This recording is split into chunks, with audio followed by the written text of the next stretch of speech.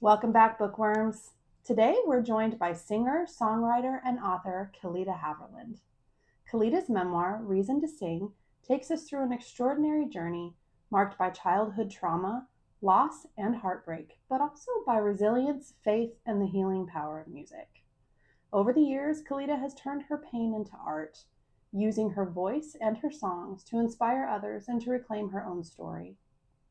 In our conversation, we talk about the moments that shaped her, the courage it takes to tell the truth about abuse and grief, and how she found her way back to hope and joy. I can't wait for you to hear her story.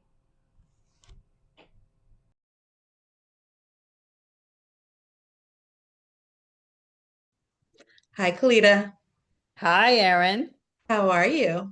I'm awesome. How are you? Not as good as you in You're Mexico. not. It looks Yes, awfully sunny out there. it's very hot. It's actually kind of cloudy today, but Is it is it? it is hot. I've got the AC on and the doors and windows closed, so Yeah. yeah. Beautiful most of the year, though. I'm jealous. My husband and I have considered relocating to Mexico ourselves. Well, let me know. I'd be happy to help you. Yeah, good to know. Good to know. So, we're here to talk about your memoir, Reason to Sing. Hmm. So, why don't you kick it off by just telling us a little bit about what it's about? Sure. Well, it's about my life, as you know, memoirs. It was a hard decision for me because I'm a 67-year-old woman and I've lived a lot of life. So, and I've been told memoirs should just be one area of your life or, something you can focus on. But I took mine till I was about the age of in my mid 30s, and that seemed to be a good place. So, anyways, it's a story of trauma, abuse, betrayal. I've lived a life, and the book shares openly that story. No, I would agree with that. What made you decide on memoir? Well, I love memoirs myself. I love a great story, and I've been actually working on my story for over 20 years. So Mm. it was just the way for me to go. I'm a songwriter. I've been writing songs for a long time. And so I'm a writer, but not a book writer. So it was totally different than writing a song because you can pretty much say what you want in about 3.5 minutes in a song. Yep. This story, I've been sharing my story over the years, Erin, in a concert setting. I'm a singer-songwriter, so I've been sharing my story and the songs that go with the story. And people, would always encourage me, when are you going to write your book? And so finally, at the ripe old age of 66, I released it a year ago. But you've been working on it. Have you physically been writing it for 20 years, or is it something you've kind of just been toying with, like Well, when I thinking say about what you put in it? yeah, when I say writing, this was even before, probably before cell phones. When I Mm. just started, I'd be on an airplane and I'd start, I was actually physically writing a lot of it by hand. And then I'd come home and then I'd, transfer it onto my computer and type it all out. And then I would leave it for a couple of years. I'd write Mm. something and then leave it. And then something else would happen in my life. And I was like, oh no, I never want to tell people my story again. And then I'd leave it and then I'd get back into it. And so it was this, I want to do it. I don't want to do it. I love it. I hate it. Yeah.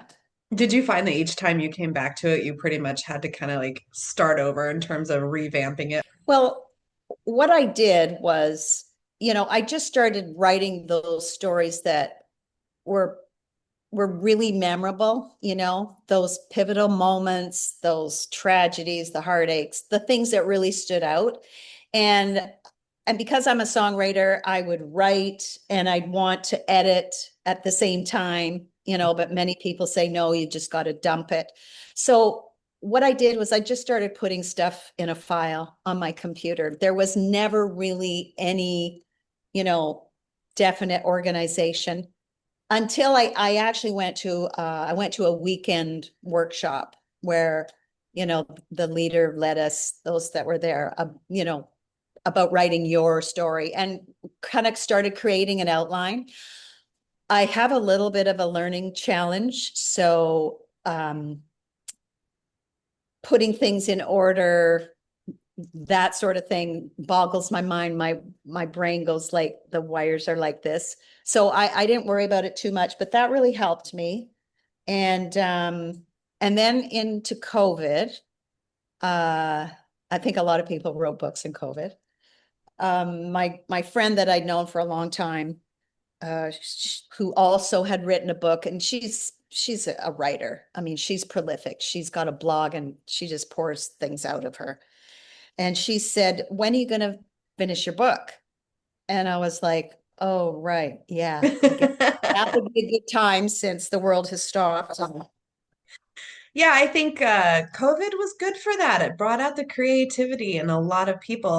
So I just started sending her things, and then we started seriously working together. Yeah, Very, so she became my editor. oh, very nice. Yeah. So your book does cover a lot of tragedy, a lot of loss. Um, the first paragraph, if I remember correctly, is it just the opening paragraph is rather gut-wrenching. So what was it like to revisit those pieces of your life as you really started pulling it together? It was heavy. It was heavy. Yeah. And I think if I hadn't have shared as much of my life over the years in public, it would have been a lot harder. But, when I've shared in public, it's mostly been sort of the Reader's Digest version. Hmm. And so when you start dissecting and looking at the details, and then of course you want it, you want it to be engaging, you want it to come to life for the reader, then you have to really dig deep Right. and allow those emotions to come up and allow those feelings to be felt again. So there's a lot of, I mean, I could say there's more healing that takes place, but there's also a lot of memories that really impact you in a powerful way. So it was good, and it was hard for sure. Yeah. What did you do for your emotional and mental health while you were doing that? Well, living here, I have the opportunity to do yoga and Pilates, so I do that like at least 6 times a week. And obviously, going to the beach, taking Mhm. walks, I find myself rejuvenated in nature. So that's been an important part of it. And being able to talk about it, because there's parts of my book that involve betrayal, and I live with that person who betrayed me, my husband. And so I'd have to talk to him. I'd have to say, you know what, right now I'm feeling a lot of old stuff. And so I was able to talk about it. And that was good. It was hard because you kind of don't really want to relive that stuff. Sure. But my husband's amazing, because I do share a lot about our marriage and the betrayal that took place. And there's a lot of husbands that wouldn't want their wives sharing that information. And so he's been a great support. So my family, it's a small family. We have one son, Hmm. and he's has a beautiful fiance. And so we're pretty close, the four of us, and they were a great support to me. So having that family support has been really, really important. And I'm a spiritual person too, I walk closely with God, and so I would just, through prayer and meditation, and just, and if I felt like it was too heavy and I had to leave it for a few days or a week or whatever, then, I gave myself permission to do that too. Good. Yeah.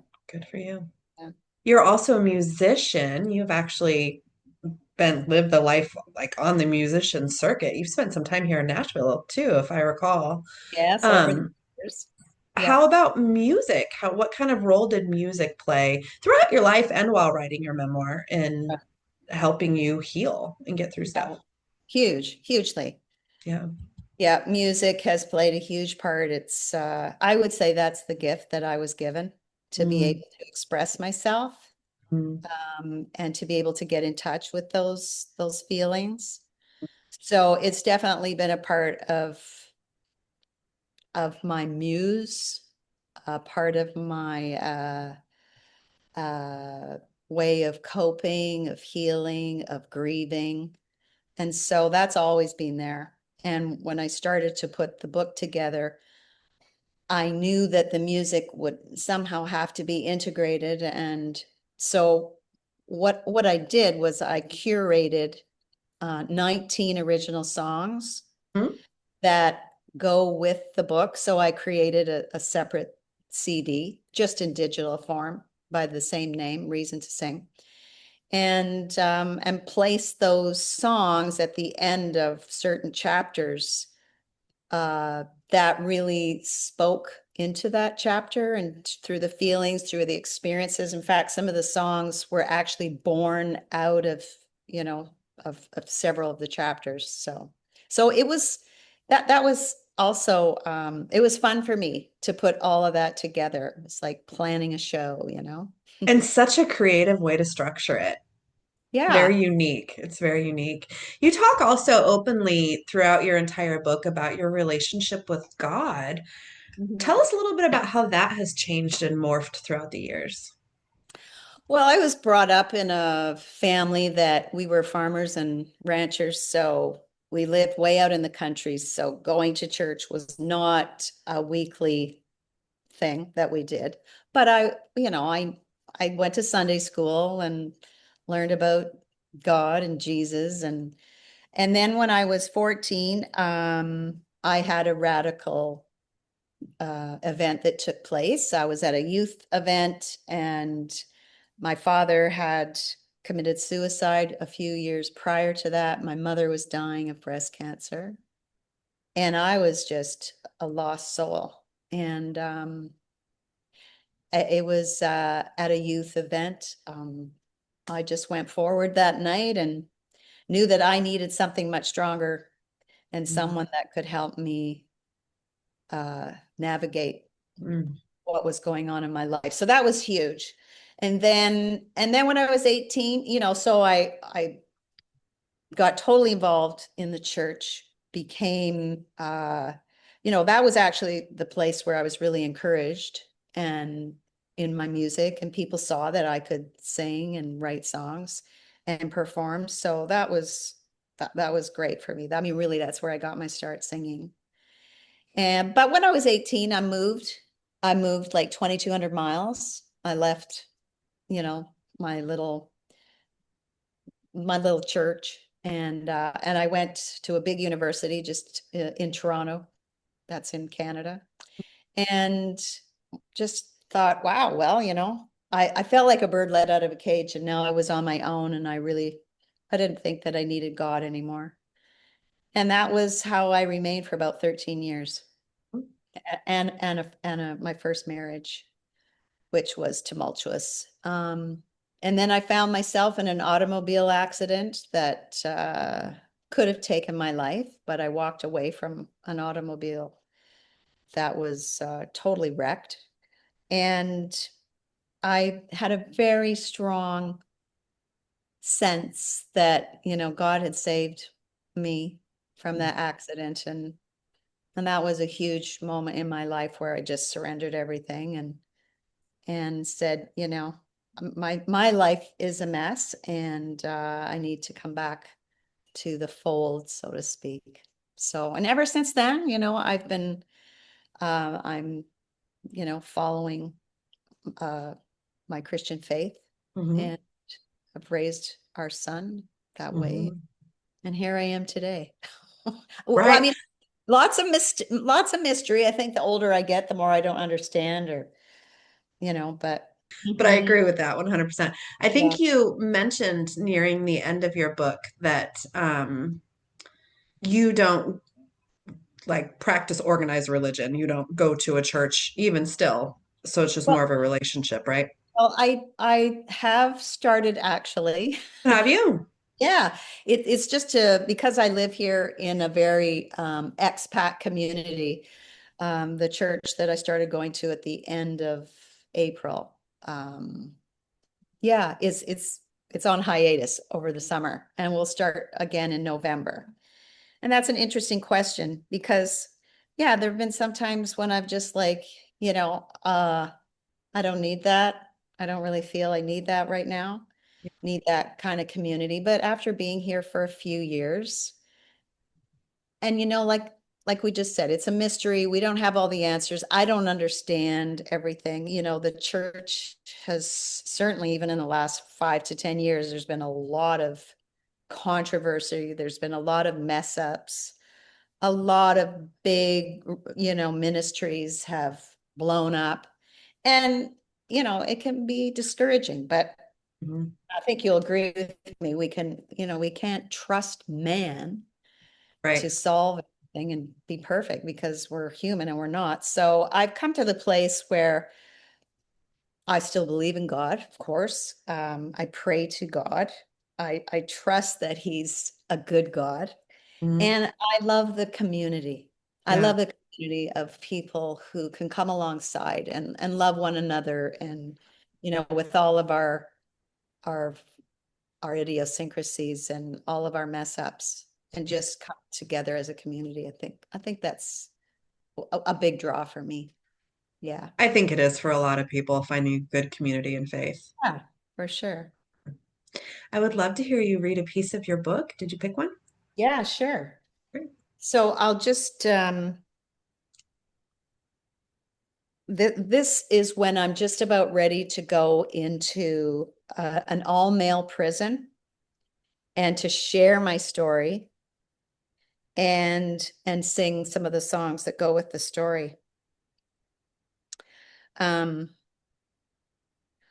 I am apprehensive, yet also feel a strong calling, a divine pull to get out of my comfort zone and do what I can to help. Even though I've been starting to tell snippets of my story in different churches, I know this will be completely different.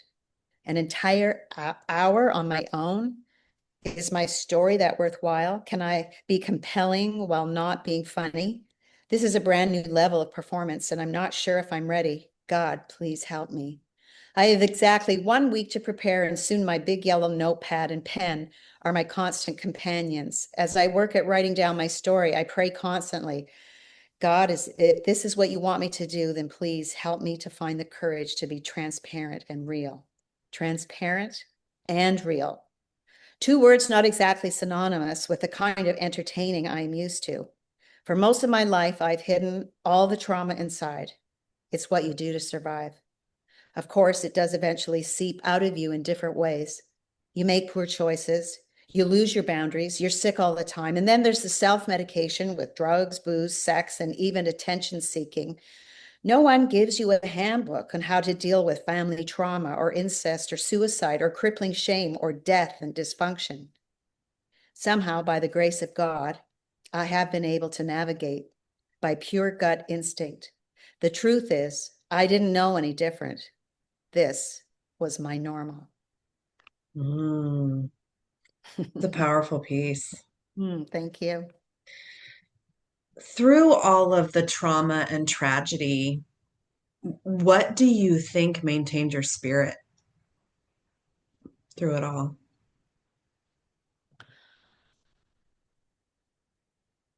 Well, I have to say, God, Of my course. faith gave me the strength to be able to. I think there was just a tenacity in me, a resilience that, sometimes people ask me that. It's like, I don't know, can I take credit for it? It just felt like I was born to get off the ground and hold my head up and say, it's okay, I'm going to get through this. There was just something in me, that strength that I had, that inner strength that said nothing's going to keep me down. And it was an attitude. It was, being positive, of looking. I tended to look at, okay, what can I learn from this? How can this help me? And then as I got older, I was like, how can this help me help others? How can this be an encouragement and an inspiration to other people? And I think God gave me that ever since I was a little girl, honestly. Yeah. Beautiful way to look at life in general. Hmm. Was there ever tension between what you believed and how you lived? And how did you reconcile? What I believed and how I lived. Of course. I mean, here I was, as a teenager, I was part of this church family Mm. and they loved me and encouraged me in my music. But when I'm going out with my friends in high school and, getting drunk and smoking pot and, I did remain a virgin until my first husband. So There's that. there's that. But oh yeah, for sure. I felt, there was this shame inside of me, like I was, I wasn't really doing what I should be doing as a good Christian girl. That's been a struggle. And it was a struggle in my first marriage for 13 years as I walked away from God. And, I would bump into people, I would meet them. And as soon as they find out, well, if they were a Christian, as soon as they found out that you had a background, they're, right away, it's like they want to welcome you back. And I would fight that. But when I put my head on the pillow late at night, there was the stirring inside of me. There was that voice that I think I knew that one day, I would find myself back in following God and being the person that he wanted me to be. Mm. Yeah. Does that answer your question? It does, sure. Okay, good. When looking back on all of this while you were writing your memoir, was there any point where you realized that you had kind of crossed that bridge, that you were a different person or you were no longer the same person? Wow. Well, I think you can't help but grow and change as you are being really vulnerable and honest, and putting it all out there. Hmm. There's still fears when you're so raw. Mm. And I knew that if I was going to write this book, that I couldn't just do it halfway. I'd waited all this time to put it out. I Yeah. mean, I should have put it out when I was doing conferences and retreats and, like when I had audiences, and I should have had the book at the back of back of the room. But I don't think I was ready to step into the place that I am now. And that's okay. I've had to reconcile that with myself, the more of the business side of myself, that God's timing is the right timing, Sure. and that I have grown and matured as a human being through this process. At least I like to think I have been. Yeah, Of growing. Yeah, evolving, right? We're always evolving. course. Mm-hmm. I think that's a huge part of the point. You mentioned that you've kind of been telling your stories for years. When it came time to actually putting it down in your book, were there any that you resisted telling? Were there any that you considered leaving out? Oh yeah. Yeah. My my ex-husband, who I was married to, and he managed my music career. We were together for 13 years, married for 10. There were things that took place in our marriage, pardon me, that he didn't know about. Mm. And I was apprehensive about sharing some of those details, some of those things that I did as a woman who knew better, Hmm. who should have done better. And I was very nervous about putting the book out, even a year ago at this time, because it's actually, I know this might not be the right date, but it's this fall that I released the book, and I was a nervous wreck, honestly. Yeah, I was. So, Wow. hmm. So did you how I guess the one of the biggest challenges for most memoirists is finding the balance between the honesty in your story and telling your story because it's memoir, right? Like it's your memory, and still being respectful of the people involved. Right. So, how did you, on that note, speaking of your ex-husband, how did you sort of navigate that piece of Very carefully it? and delicately. Mm, My editor was, she was, she's more bold than I am. And she wrote a book and she didn't hold back. Um, and there were things I wanted to hold back, but she coached me and encouraged me that she would say, this is your story. If they want to tell their part of the story, then they can write a book. good coach, Um, that's what a good coach should say. Absolutely. and I guess I just decided at the end of the day that it was my story and I needed to put on my big girl panties and just say, so be it. Let's see where the chips fall and walk into that place of just courage Mm, and doing it afraid. mhm. Yeah. Yeah. But I there's a, think you did a beautiful job of it. It's so easy to sort of fall into the victim role when you revisit a lot of those memories. Did you notice that, right? So oh, I don't know whether it was you or the help from your editor friends, but you did a really beautiful job of just telling the story from a healed place, which is yeah. what I think that's where I think memoir should come from at the end of the Yeah. day. Yeah. And you're right. And I think that's why I've waited all these years to be where I am today, because I am a very much a healed woman. Mm, I mean, I always tell people healing's ongoing. It certainly is, but from where I was and what I went through, I am in a place. And the epilogue, that's where I was able to speak as who I am today and go through the different relationships, the different characters in the book, yeah. and and and and show that I have forgiven people and let things go. And that's really important, because I know there's some people out there that write books and it's their story, but they're still hurting, they're angry, they've got a lot of bitterness, and we know that's not a healthy way to do it, right? Right. It's not. Plus, I Yeah. think when you're putting your story out to the world, you have an opportunity to really connect with people, which promotes their healing, Yeah. right? So I feel like there's a level of responsibility that comes with that if you're going to do it. Yeah. Even Yeah. though, there's most authors put their especially memoirists, independent memoirists, put their book out and they never make a penny from it if they Yeah. recover what it took to the cost to publish and print. Yeah. Yeah. They would be lucky, but all the same, if you're going to do it, you're going to put it out to the world. I think that it's important that you take that responsibility Yeah. serious.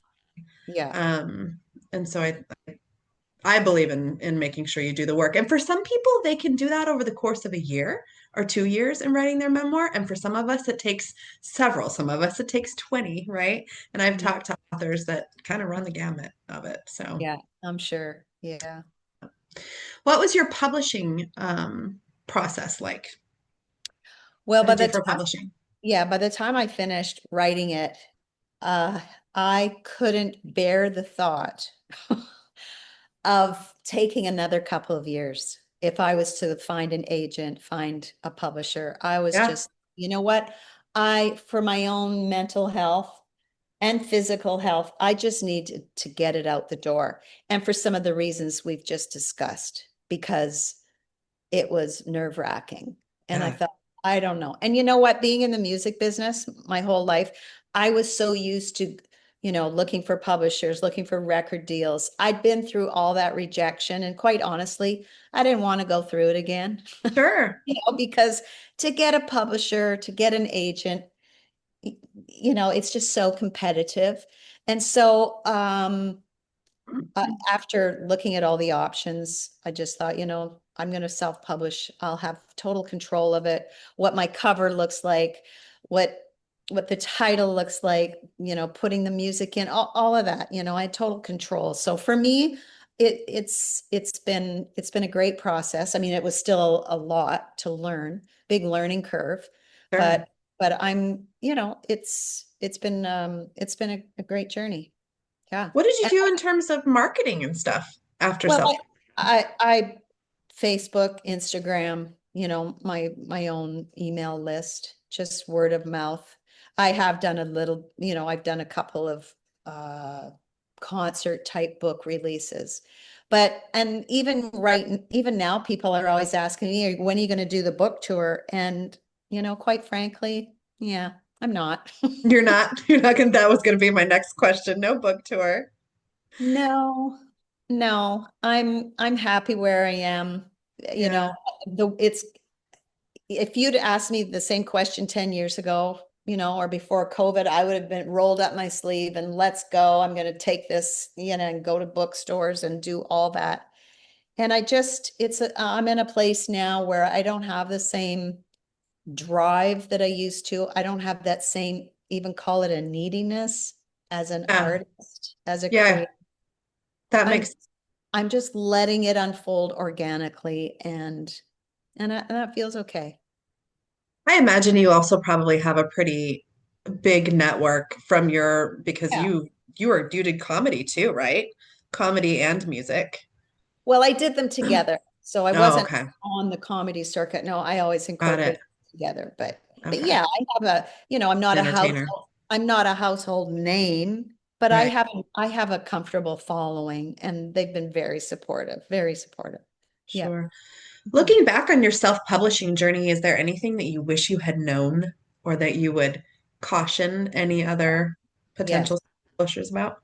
Yeah. Make sure you have all the Amazon stuff figured out because it can be complex, can be complicated and just the platform and getting it formatted, you know, Mm, of hiring somebody that you can work with and I did not format it on my own. I know there's programs that you can buy but I found somebody who was able to do all of that for me and choosing the cover and the photographs and all that. So I highly recommend find somebody that is professional in doing all that and then work with them.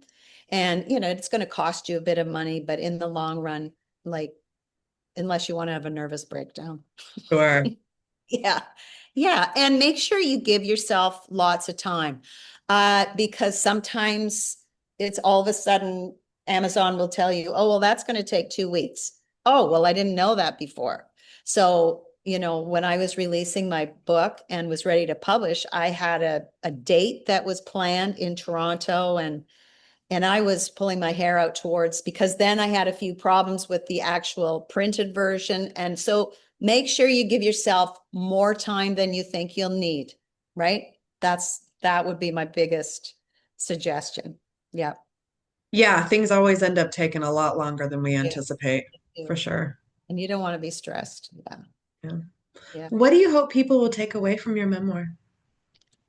Well, I hope people will be inspired that whatever they're going through, if they're going through something that's hard, if they've been through a lot, that you can come through the other side and you can live a joyful life, that you can heal, that you can forgive, that there's hope, that you can create the rest of your story. Yeah, Yeah. Yeah. turn it into something beautiful. Beauty Well, I path. have to say, Kalita, I loved your book. I love the way you structured it with the music. It was just such a unique way of writing memoir. It's written, if I'm sorry, it's been a few months at this point, but I think you wrote it all in first person, even from back when you were a young child, right? Yeah, and I have to give Vicky my editor credit. When I started sending her the chapters, she said, "I think your book would be really powerful if you wrote it from first person present tense." So I did. So I started out writing as a 5-year-old, and then, that was quite an exercise Yeah, to imagine the voice as the voice got older, a teenager, a 10-year-old, and then yeah, so because it was hard to describe something when you're 7 or 8-year-old and your vocabulary is limited. right. So, but that Yeah. was yeah. I think you did a fantastic job of depicting the appropriate age as it went on. Plus, Well, with the music at the end of the chapters, it was just so beautifully put together.